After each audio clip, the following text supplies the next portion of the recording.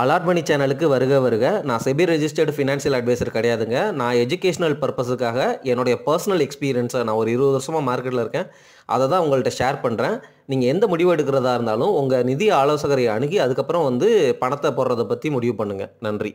Allot மணி சேனலுக்கு வருக வருக. இந்த சேனலுக்கு இன்னும் நீங்கள் சப்ஸ்கிரைப் பண்ணலைன்னா தயவு செஞ்சு சப்ஸ்கிரைப் பண்ணிக்கோங்க. பெல் பட்டனையும் கிளிக் பண்ணிக்கோங்க.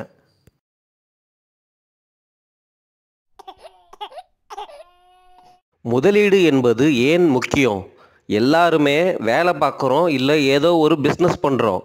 ஆனால் ஒரு காலகட்டத்தில் அதிலிருந்து வருமானம் நின்று போயிடும். அந்த வருமானம் நின்ன காலத்தில் இதுவரைக்கும் வந்த வருமானத்தை வச்சு நம்ம வருமானம் இல்லாத காலங்களை, அதாவது நம்ம ஓய்வு பெறுற காலங்களை எப்படி சிறப்பாக வாழ்கிறது, அதுக்கு கண்டிப்பாக பணம் வேணும் தானே.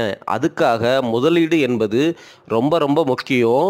அது நம்ம ஃபேமிலியில் உள்ள எல்லாருக்கும் அதை பற்றி தெரிஞ்சிருக்கணும். இதுதான் முதல் காரணம்.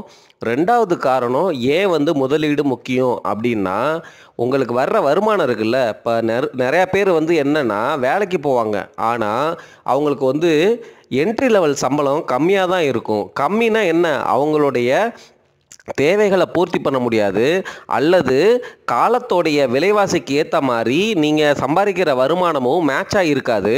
ஒரு காலகட்டத்தில் பார்த்தீங்க அப்படின்னா உங்களை விட இளைஞர்கள் நல்ல டெக்னாலஜி இல்லை இன்னும் நல்லா படிச்சிருப்பாங்க. ஸோ நம்ம அவுட் ஆஃப் த டேட் ஆயிரும். சரிங்களா? குயிக்காகவே ஒரு 35 to 40 வயசுலேயே அதெல்லாம் நடக்கிறதுக்கு வாய்ப்புகள் அதிகம். ஏன்னா கல்யாணம் ஆகி நீங்கள் ஃபேமிலி, குடும்பம் அந்த மாதிரி வளர்ந்துக்கிட்டு இருப்பீங்க. அதனால் உங்களுடைய தொழிலில் உள்ள நுணுக்கங்கள், ஸ்கில்லை அப்கிரேட் பண்ணுறதை பற்றியோ இல்லை மேலே படிக்கிறத பற்றியோ நீங்கள் பெருசாக யோசிக்க மாட்டீங்க. சரிங்களா? அந்த சமயத்தில் தான் உங்களுடைய சேலரியும் ஒரு மாதிரி ஸ்டாக்னண்ட்டாக சேச்சுரேட் ஆயிரும். அதாவது என்ன, முன்னாடி ஒரு 5% to 10% ஊதிய உயர்வு கிடைக்கும். அது நம்ம இந்திய நாட்டினுடைய பணவீக்க விகிதத்துக்கு ஓகே மேட்ச் பண்ணுற மாதிரியாவது இருக்கும் உங்களுடைய ஆரம்ப காலத்தில். அதாவது நீங்கள் இளைஞராக வேலைக்கு இளைஞராக உள்ளே வர்ற சூழ்நிலையில் வேணால் மேபி அப்படி இருக்கலாம். ஆனால் ஒரு 2-3 வருஷம் கழித்து உங்களுக்கு தர்ற ஊதிய உயர்வானது பணவீக்கத்தை மேட்ச் பண்ணுற மாதிரி கொடுக்கறதுக்கு வாய்ப்புகள் ரொம்ப ரொம்ப கம்மி. அதனால் நீங்கள் வாங்குகிற சம்பளங்கிறது வருஷா வருஷம் இன்டைரக்டாக நம்பரில் உங்களுக்கு அதிகமாக தெரிஞ்சாலும் பணவீக்கத்தோட அல்லது காசோடைய அன்னைக்கு மதிப்பை கம்பேர் பண்ணும் பொழுது நீங்கள் கம்மியாக தான் சம்பளம் வாங்க தொடங்குவீங்க அப்படிங்கிறத புரிஞ்சுக்குங்க. அப்போது அதனால் நம்ம வாங்குகிற காசை அதோடைய மதிப்பை ப்ரொடெக்ட் பண்ணணும். அப்போது நமக்கு இன்வெஸ்ட்மெண்ட் அப்படிங்கிறது ரொம்ப ரொம்ப அவசியம். எப்படி நான் என்னதான் இன்றைக்கி இந்த வருஷம் 10,000 வாங்கினேன், அடுத்த வருஷம் 15,000 வாங்குகிறேன், அடுத்த வருஷம் 20,000 வாங்குகிறேன் அப்படின்னு நீங்கள் யோசித்தாலும் நீங்கள் வாங்குகிற 20,000ங்கிறது 10,000 வாங்கினீங்கல்ல அந்த மதிப்புக்கு கூட இருக்காது அப்படிங்கிறது தான் உண்மை. இதை எப்படி நீங்கள் கண்டுபிடிக்கலாம் அப்படின்னா, நீங்கள் வாங்குகிற சம்பளம் இருக்குல்ல, நீங்கள் ஃபஸ்ட்டு போய் மாதம் சம்பளம் வாங்குறீங்கல்ல, அந்த சம்பளம் கையில் வர்ற காசை அப்படியே எத்தனை கிராம் கோல்டாக வாங்கலாம் அப்படின்னு சொல்லிட்டு செக் பண்ணுங்கள். சரிங்களா? அதே இது 20,000 ஆகும் பொழுது அந்த டைமில் கோல்டு என்ன ப்ரைஸ் இருக்குது, அதுக்கு எவ்வளோ கிராம் உங்களால் தங்கம் வாங்க முடியும் அப்படிங்கிறத நீங்கள் செக் பண்ணுங்கள். அப்போவே உங்களுக்கு புரிஞ்சிடும் உங்களுடைய பணத்துடைய மதிப்பு இழக்கிறதா, அதாவது பணத்தோடைய மதிப்பு குறைஞ்சிக்கிட்டே போகுதா இல்லை கூட்டிக்கிட்டே போகுதான்னு. சரிங்களா? இதுதான் முதலீட்டுக்கான முதல் முக்கிய காரணம்.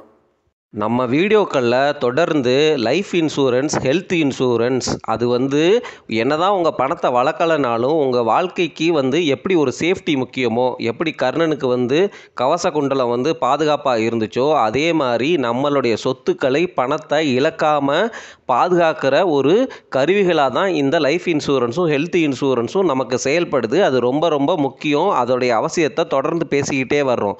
நான் என்னுடைய வாழ்க்கையில் இளைஞராக வேலைக்கு போனப்போ நான் எடுத்த அல்லது நான் பண்ண முதல் முதலீடு என்ன அப்படின்னு கேட்டிங்கன்னா, ஒரு எல்ஐசி பாலிசி வாங்கினது. அதுவும் எவ்வளோ நாளைக்கு, 20 வருஷத்துக்கு ஒரு எல்ஐசி பாலிசி வாங்கினேன். அதோடைய புரிதல் என்னங்கிறது அப்போ எனக்கு புரியலை.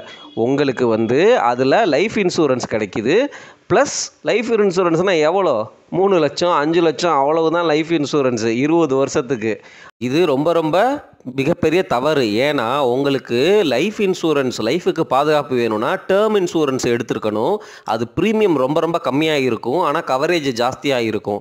2வது, நான் எடுத்த எல்ஐசி பாலிசியில அதாவது ரிட்டர்ன் வந்து பார்த்தீங்கன்னா, ஒரு 5 to 6% அல்லது 6 to 6.5%. ஆனா, இந்த 20 வருஷ காலகட்டத்தில உங்க எஃப்டியோடைய ரேட்டோ, இல்ல ஆர்பிஐயோட ரேட் சைக்கிள் பிரகாரம் பார்த்தீங்கன்னா, ரொம்ப ரொம்ப அதிகமாலாம் இருந்துச்சு. அந்த பீரியட்லாம் வந்து கால்குலேட் பண்ணி ஆவரேஜா பார்க்கும் பொழுது, என்னுடைய பணத்த நான் வந்து இழந்திருக்கேன் அப்படிங்கிறது தான் அர்த்தம். ஸோ, அதனால காமனா எல்லா இளைஞர்களும் வந்த உடனே ஒரு எல்ஐசி பாலிசி போடுறது அப்படிங்கிறது ஒரு வழக்கமா வச்சிருக்கிறாங்க. அது பண்ணணுமா அப்படிங்கிறத தயவு செஞ்சு யோசிச்சுக்கோங்க. நீங்கள் 2 விஷயத்தை மிக்ஸ் பண்ணுறீங்க. ஒன்று, நீங்கள் போடுற ப்ரீமியம் வந்து அது சேவிங்ஸ் மாதிரி போயிட்டு அதுக்கப்புறம் உங்களுக்கு காசு திருப்பி வருது அப்படின்னு யோசிக்கிறீங்க. அதே பாலிசியில் உங்களுக்கு லைஃப் இன்சூரன்ஸ் கிடைக்குது அப்படின்னு யோசிக்கிறீங்க. லைஃப் இன்சூரன்ஸ் 5 லட்சத்தை வச்சுட்டு நீங்கள் 20 வருஷத்துக்கு என்ன பண்ண போகிறீங்க? வேஸ்ட்டு தானே. நீங்கள் தேவையில்லாத கம்மியான ஒரு லைஃப் இன்சூரன்ஸ் அமௌண்ட்டுக்கு இவ்வளோ ப்ரீமியம் கட்டணுமா அல்லது காசு இவ்வளோ போடணுமா அப்படிங்கிறத யோசிச்சுக்கோங்க. சரிங்களா? எல்ஐசி பாலிசி போடுறதுக்கு முன்னாடி நல்லா தரவாக புரிஞ்சுக்கிட்டு போடுங்க அப்படிங்கிறது தான் என்னுடைய பாயிண்ட்டுங்க. அப்புறம் நம்மளுக்கு இந்த நிலம் வாங்குறது, வீடு வாங்குறதுங்கிறது ரொம்ப ரொம்ப ஒரு மிகப்பெரிய கௌரவ ஒரு ஸ்டேட்டஸ் விஷயமா இருக்குது. அதுக்காக கையில் இருக்கிற காசு, பிஎஃப் காசு அல்லது கையில் வச்சிருக்கிற காசு, தங்கம் கிங்கம் எல்லாத்தையும் விற்று லோனை போட்டு மொத்தமாக கொண்டு போய் ஒரு நிலத்தையோ வீடையோ வாங்குகிறோம். அதில் நீங்கள் பண்ணுற மிகப்பெரிய தவறை வந்து புரிஞ்சுக்குங்க. அதே வீட்டையோ நிலத்தையோ சப்போஸ் உங்களுக்கு ஒரு எமர்ஜென்சி வந்து விற்கணும் அப்படின்னா அதை வாங்குறதுக்கு ஆள் கிடைப்பாங்களான்னு யோசிச்சுக்கோங்க. அவ்வளோ சீக்கிரம் நீங்கள் நினைக்கிற நேரத்தில் வித்துற முடியுமான்னு யோசிச்சுக்கோங்க. நீங்கள் என்ன பண்ணுவீங்க? அந்த சூழ்நிலையில் மறுபடியும் கடனை வாங்குவீங்க. அந்த கடனுக்கு நீங்கள் எலிஜிபிளாக இருக்க மாட்டீங்க. அதனால் கந்து வட்டின்னு போவீங்க. இல்லை ஃபினான்ஸு கம்பெனிஸ்ட்ட போய் அதிக வட்டிக்கு எடுப்பீங்க. இப்படி தான் வந்து நம்ம நெகட்டிவ் ட்ராக்கில் நம்ம வாழ்க்கையை வந்து ஓட்டிகிட்டு போயிட்டுருக்குறோம்.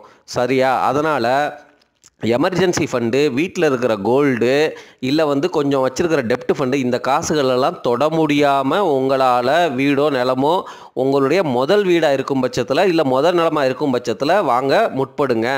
அது வந்து நல்ல குஷன் வச்சுக்கிட்டு தான் நீங்கள் வந்து பண்ணணும். இல்லாட்டி வாழ்க்கையில் செம்மையாக போய் மாட்டுவீங்க அப்படிங்கிறது தான் வந்து நான் சொல்ல வர்ற முக்கியமான விஷயம்.